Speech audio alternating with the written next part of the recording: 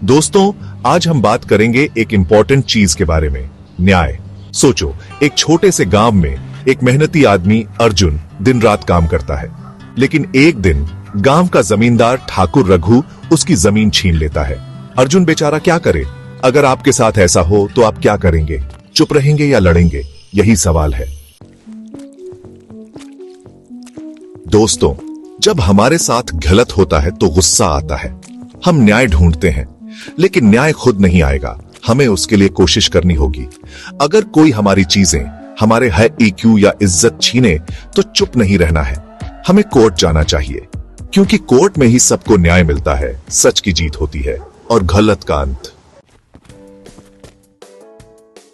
दोस्तों, कोर्ट में केस करना सिर्फ अपने लिए नहीं होता, यह समाज को भी दिखाता है कि हम गलत के खिलाफ बोल सकते हैं, अपने ईक्यू के लिए लड़ सकते हैं।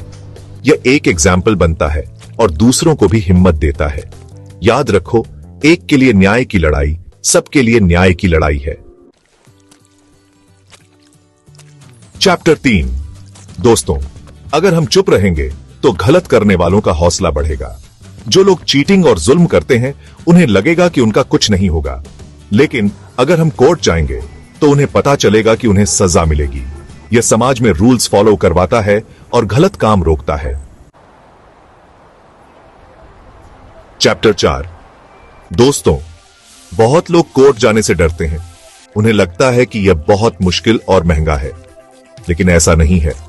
आजकल लीगल हेल्प लेना आसान है। सरकार के लीगल सर्विस वाले गरीब लोगों को फ्री में सलाह और मदद देते हैं।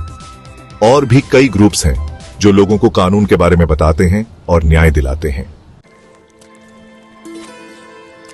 चैप्टर 5। दोस्तों, जब हम न्याय के लिए बोलते हैं तो हम सबके लिए एग्जाम्पल बनते हैं। हम दिखाते हैं कि हम अपने राइट्स जानते हैं और उनके लिए लड़ेंगे। इससे हमें कॉन्फिडेंस और पावर मिलता है, और जब सब लोग मिलकर न्याय मांगते हैं तो कोई भी उन्हें उनके ईक्यू से नहीं रोक सकता। उतरो दोस्तों, अगर अर्जुन ने भी हिम्मत रखी होती, अगर वो भी ठाकुर रघु के जुल्म के खिलाफ कोर्ट गया होता तो उसे न्याय मिलता, उसकी जमीन वापस मिल जाती। इसलिए दोस्तों, याद रखो, गलत के सामने डटना ही असली बहादुरी है। कानून पर ट्रस्ट करो और अपने ईक्यू के लिए लड़ो, क्योंकि न्याय की लड़ाई में ही असली जीत है।